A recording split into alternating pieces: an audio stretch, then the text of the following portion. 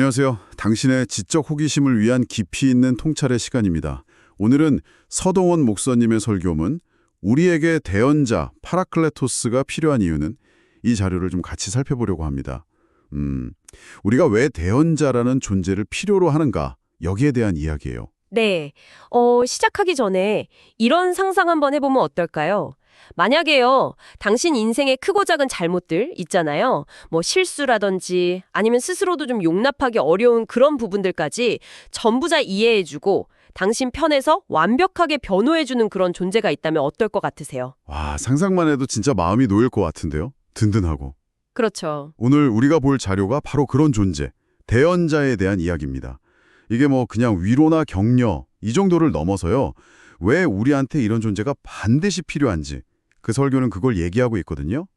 그 의미가 뭘지 또 우리 삶이랑은 어떤 관계가 있을지 한번 차분히 들여다보죠. 네. 이 설교에서 제일 중요한 단어가 바로 대언자인 것 같은데요. 원어로는 파라클레토스라고 하셨죠? 네, 맞습니다. 사실 뭐 일상에서 자주 쓰는 말은 아니잖아요. 그래서 정확히 어떤 느낌인지 좀 궁금해요. 그냥 뭐 돕는 사람이랑은 다른 좀 특별한 의미가 있는 거겠죠? 맞아요. 파라클레토스. 이게 헬라어인데요. 문자 그대로 보면 곁으로 파라, 부름받은 자, 클레토스 이런 뜻이에요. 근데 이게 의미가 좀 여러 층이 있어요. 그냥 옆에서 응원한다 이 정도가 아니고요.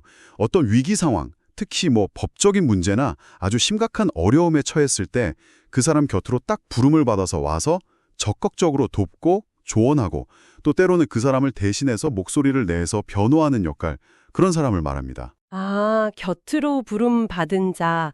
그냥 옆에 있는 게 아니라 필요해서 부름받아서 온 존재라는 게 좀 중요하게 들리네요. 법정에서의 변호사 이미지가 좀 도움이 될 것 같아요. 그쵸?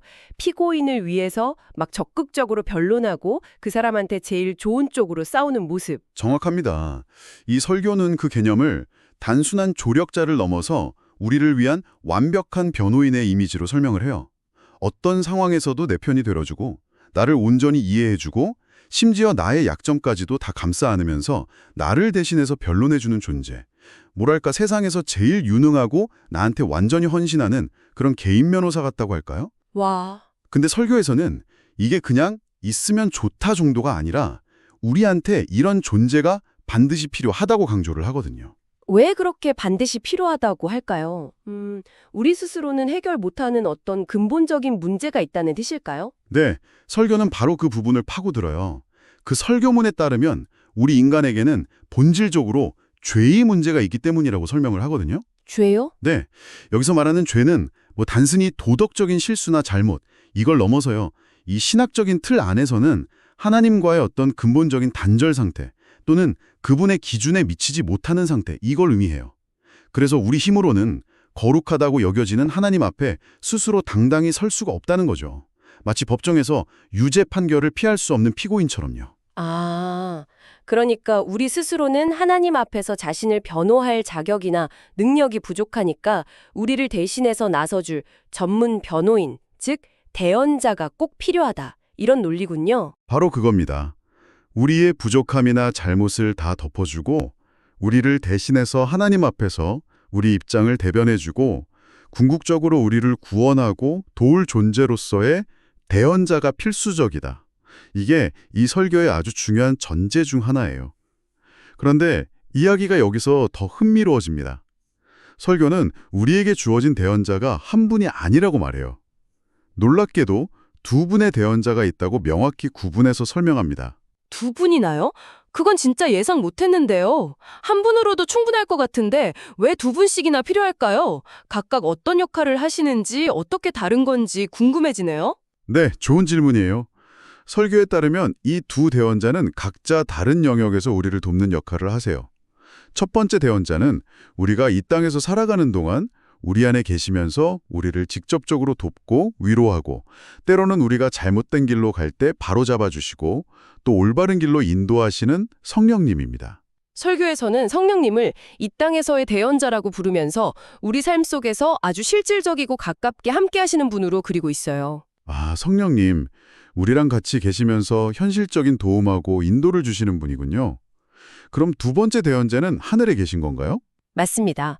두 번째 대언자는 하늘의 법정, 그러니까 하나님 앞에서 직접 변호하시는 예수 그리스도이시죠. 성령님이 우리 삶의 여정에서 동반자나 조력자 역할을 하신다면 예수님은 좀 더 근본적인 차원에서, 그러니까 우리 존재 자체와 관련된 문제에 대해서 하나님 앞에서 우리의 변호인 역할을 하신다는 거예요. 하늘 보좌 우편에서 우리를 위해 끊임없이 중재하고 변호하신다. 이렇게 설교는 설명하고 있습니다. 흥미롭네요. 그러니까 한 분은 우리 안에서 우리 삶의 현장에서 우리를 도우시고 다른 한 분은 하늘에서 우리의 근본적인 상태, 즉 하나님과의 관계를 변호하고 회복시키시는 역할을 하시는군요.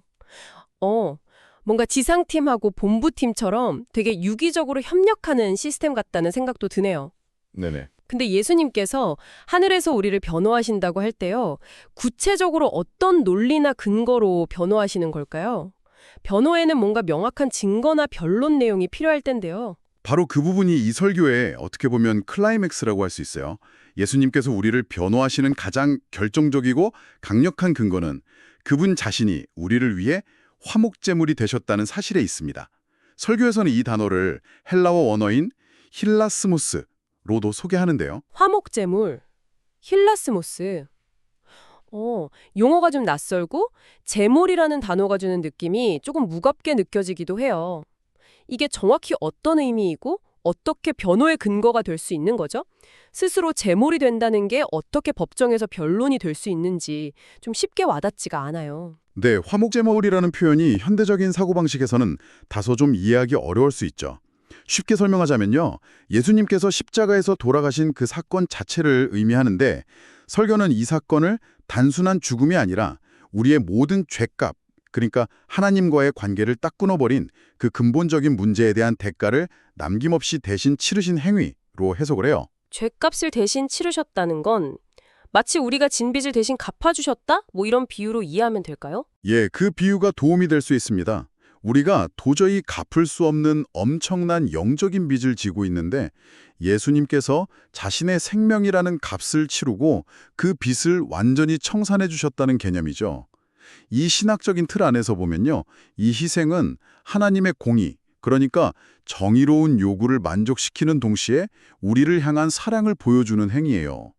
이걸 통해서 죄 때문에 깨졌던 하나님과 우리 사이의 관계가 회복될 수 있는 길이 열렸다. 이게 설교의 핵심 주장입니다. 아, 그러니까 예수님은 하늘 법정에서 제가 이 사람의 모든 죄값을 이미 제 생명으로 다 치렀습니다. 그러니 이 사람은 더 이상 정죄받을 이유가 없습니다. 이렇게 딱 주장하시는 거군요. 그 증거가 바로 십자가에서의 희생, 즉 스스로 힐라스모스가 되신 사건 자체고요. 정확하게 이해하셨어요. 자신의 희생 그 자체를 우리를 위한 변호의 가장 강력하고 반박할 수 없는 증거로 제시하시는 거죠. 이보다 더 확실한 변호는 없을 거라고 설교는 이야기합니다. 변호인이 피고인의 죄값을 아예 대신 치러버린 셈이니까요. 스스로의 완전한 희생을 통해서 우리를 변호하신다. 정말 놀랍고 어떻게 보면 좀 충격적인 방식의 변호네요. 여기에는 정말 엄청난 사랑하고 자기 포기가 있어야만 가능한 일일 것 같아요. 맞습니다. 설교는 이 지점에서 한 걸음 더 나아가요. 예수님의 이 희생, 즉 우리 죄를 대신 갚아주신 이 속죄의 효력이 특정 집단에게만 딱 한정되는 게 아니라는 점을 아주 강력하게 강조합니다. 그래요. 저는 보통 기독교에서 말하는 구원이나 속죄는 그 종교 믿는 사람들한테만 해당되는 거라고 그냥 막연하게 생각해 왔는데요. 그게 아니라면 이 효력은 누구를 위한 건가요? 설교는 예수님의 화목제물이 온 세상을 위한 것이라고 명확하게 선언해요. 여기서 사용된 헬라어가 홀로스호 코스모스인데요. 이게 아주 중요한 표현입니다. 단순히 지구상의 모든 사람이라는 의미를 넘어서는 개념이에요. 홀로스 호코스모스. 모든 사람을 넘어선다는 건 어떤 의미인가요? 문자 그대로 전체로서의 세상, 즉 시간과 공간을 초월해서 과거, 현재, 미래의 모든 인류를 포함할 뿐만 아니라 더 나아가서 하나님께서 창조하신 모든 피조세계, 그러니까 우주 전체를 포괄할 수 있는 아주 광범위하고 총체적인 의미로 해석될 수 있다고 설교는 제시합니다. 특정 종교나 민족, 시대를 초월하는 보편성을 담고 있는 거죠. 와, 온 세상, 홀로스 호코스모스. 그 범위가 정말 상상 이상으로 거대하네요. 특정 신앙을 가진 이들뿐만 아니라 문자 그대로 이 세상 모든 존재, 어쩌면 우주 만물을 위한 희생이었다는 의미로까지 해석될 수 있다니. 이건 정말 혁명적인 선언처럼 들리는데요. 이 놀라운 변호와 구원의 가능성이 우리만이 아니라 문자 그대로 온 세상을 향해 열려 있다는 거군요. 네, 그렇습니다. 설교는 바로 이 지점에서 중요한 결론으로 나아가요. 예수님의 속죄가 이토록 포괄적이고 우주적인 사건이기 때문에 이 복음, 즉, 이 기쁜 소식을 우리만 알고 있어서는 안 된다는 것입니다. 이 소식이 필요한 모든 이들, 즉, 온 세상에 이 사실을 전해야 할 책임과 사명이 우리에게 주어진다는 거죠. 개인적인 구원을 넘어서 이 메시지를 세상에 나누어야 하는 이유가 바로 여기에 있다고 설교는 힘주어 말합니다. 선교적인 차원으로까지 자연스럽게 연결되는 거죠. 듣고 보니 정말 그렇네요. 만약 이 이야기가 사실이라면 이렇게 엄청난 규모의 좋은 소식을 특정 그룹만 독점하거나 숨겨두는 것은 좀 이치에 맞지 않겠어요. 그 보편적인 성격 자체가 나누라는 메시지를 담고 있는 것 같아요. 오늘 우리는 서동원 목사님의 설교문을 통해서 대언자, 파라클레토스라는 개념을 중심으로 깊은 이야기를 나눠봤습니다. 우리에게는 두 분의 완벽한 변호인이 있다는 사실, 즉, 이 땅에서는 성령님께서 우리 삶 속에서 늘 함께 하시면서 돕고 인도하시고, 네. 하늘에서는 예수 그리스도께서 자신의 완전한 희생, 힐라스모스를 근거로 우리를 끊임없이 변호하고 계시다는 것. 그리고 그 변호의 효력은 홀로스 호코스모스, 온 세상을 향해 열려 있다는 점까지 살펴봤습니다. 참 든든하고 희망적인 메시지라고 생각해요. 네, 살아가면서 우리는 종종 깊은 외로움을 느끼거나 아니면 자신의 부족함이나 실수 때문에 스스로를 막 심하게 자책하면서 힘들어할 때가 많잖아요. 완벽하지 못한 자신을 마주하는 건 누구에게나 어려운 일이죠. 그럴 때마다 오늘 나눈 이야기, 그러니까 눈에 보이지는 않지만 이 땅과 하늘에서 나를 위해 일하고 나를 변호하는 두 분의 강력한 대언자가 항상 당신 곁에 있다는 사실을 한번 기억해 보시면 어떨까요? 이 설교가 전하는 메시지처럼 당신은 결코 혼자가 아니고 당신의 가치는 실수나 부족함 때문에 훼손되지 않는다는 그 관점이 오늘 당신에게 작은 위로와 새로운 힘을 줄 수 있기를 바랍니다. 그렇죠. 이 설교가 제시하는 관점에서 본다면 우리의 가치는 우리의 행위나 상태에 달려있는 게 아니라 우리를 위해 기꺼이 희생하신 그분의 변호에 근거하는 셈이니까요. 오늘 나눈 이야기들이 당신의 생각에 작은 파장을 일으켰기를 바랍니다. 자, 이제 마무리할 시간인데요. 오늘 나눈 온 세상을 위한 변호라는 개념을 생각해보면 이런 질문이 떠오릅니다. 만약 이 대언자의 변호가 정말로 나 개인을 넘어서 온 세상을 향한 것이라면 그것은 우리가 세상을 바라보는 방식, 그리고 다른 사람들과 관계를 맺는 방식에 어떤 변화를 요구하는 걸까요? 이미 변호받은 사람으로서, 그리고 그 변호가 모두를 향한다는 것을 아는 사람으로서 살아간다는 것은 구체적으로 어떤 모습일지 한 번쯤 깊이 생각해 보시는 것도 의미 있을 것 같습니다. 당신의 지적 여행에 저희가 함께했습니다. 다음 시간에 더 흥미로운 내용으로 찾아뵙겠습니다.